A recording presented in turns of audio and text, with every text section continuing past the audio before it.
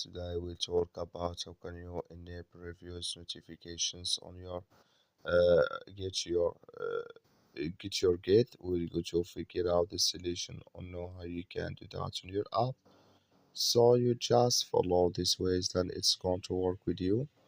All you have to do inverse, you just go down, click here on profile down here, just click on it. Then you come to your profile, it's going to show for you like this here. Then you click here on notifications, you just click on it. So then you come to next step here, it's going to show for you like this.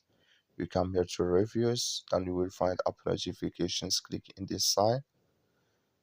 So like you see, this color show for us as me reviews notifications enable with us now. That's all you have to do. That's all. Thank you for watching. Don't forget to support us by liking, subscribe. So thank you for your watching.